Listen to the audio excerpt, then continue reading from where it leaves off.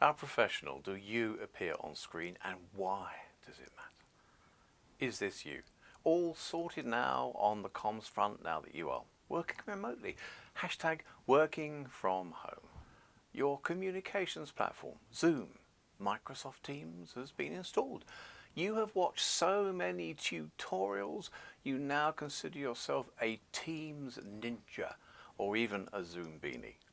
You are ready to pick up the threads with your clients, ready to continue communicating professionally via a screen near you. Or are you? 3 questions to ask of yourself. How do you want to show up on screen? What is the experience for your client on the other side of the screen? And why? Why does this even matter? Think of your daily lives, of your clients' daily lives. You can't get away from being cocooned in a transmedia bubble almost every moment of every day. Think of the advertising, the marketing that surrounds you on your social media, on TV, constantly. Now you may be saying to yourself, I can resist the hype, yet the slickness, the professionalism of the communication still surrounds you. Expectations are set. Your clients' expectations are set. As a professional, you have been used to setting really high standards when meeting your customers in the room that met their expectations. But now, you are on screen, in the virtual room. That's why it matters.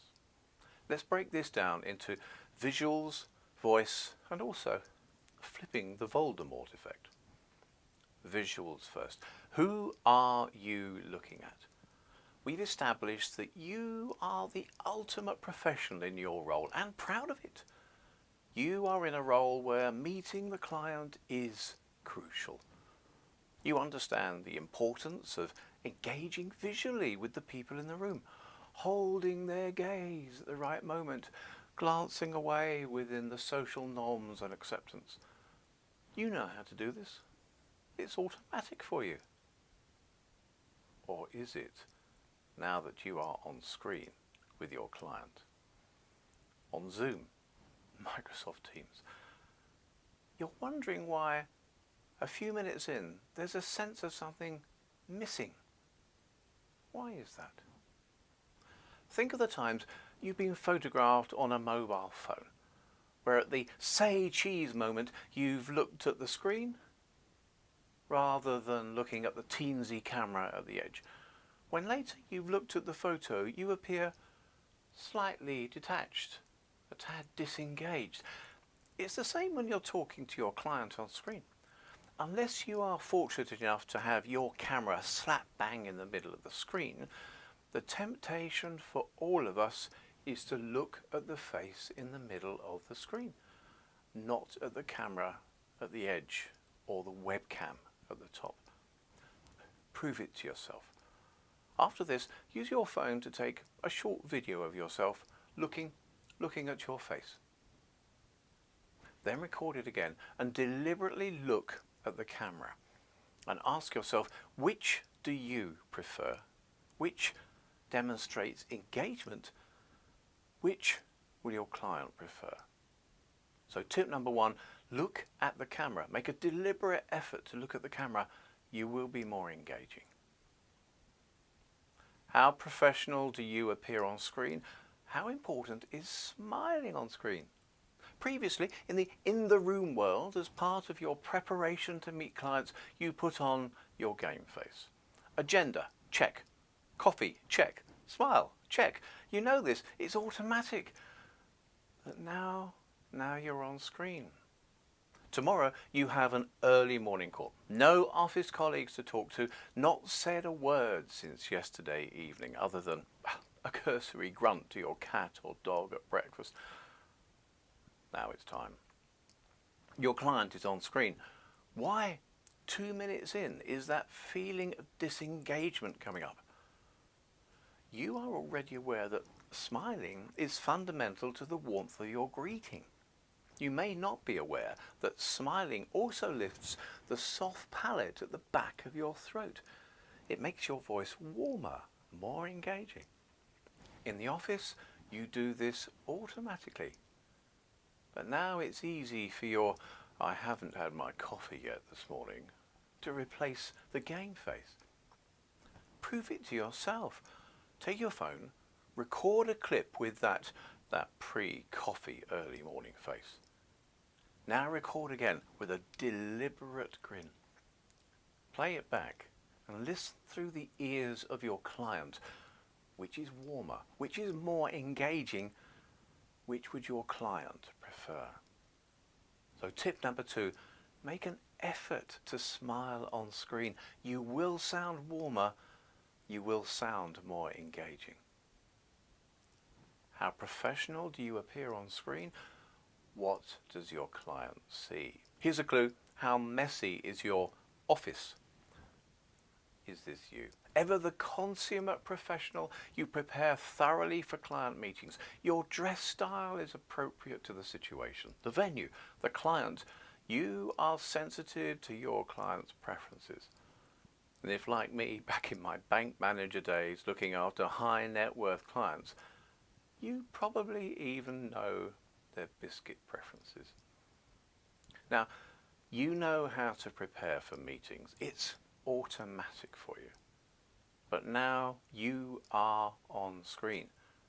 How does your office match your client's preferences now?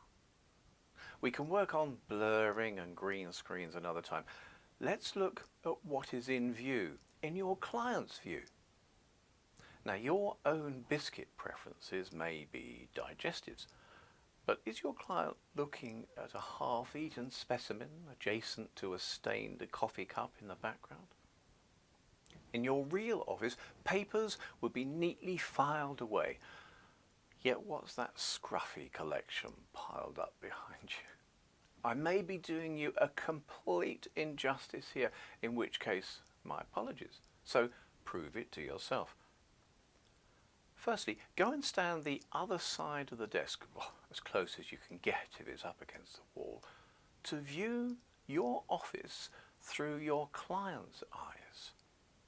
Secondly, open Zoom, MS Teams, not to look at yourself, but what is around you.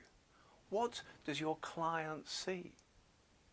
So tip number 3, prepare your virtual meeting room as professionally as you would your in the real world meeting room. How professionally do you appear on screen? Can you flip the Voldemort effect? We've established that you are the consummate professional when communicating with your clients. You set really high standards for in-the-room meetings.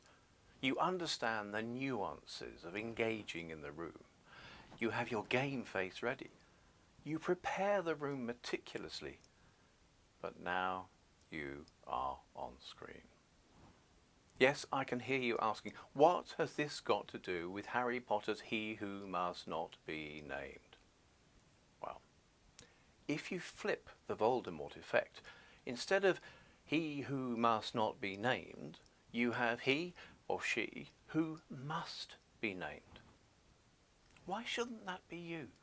Why shouldn't you be the one who is remembered, named, because you are as engaging with your client visually on screen as you are in the room? Are as engaging with your client with your voice as you are in the room? Are as respectful to your client in preparing your virtual office as you are in the room? Now you are appearing professional on screen. So what next? There is so much more we can work on to enable you to deliver professionally on screen. If you are ready to move forward now with hand-holding sessions, then let's talk. If you are ready to put together a program of team workshops, then let's talk. In any event, let's link up on LinkedIn. I'm always delighted to talk with you over Zoom, email, LinkedIn, or do you know, a good old-fashioned phone call. I'm Jez Ray. Just Google Gesray. I look forward to talking with you.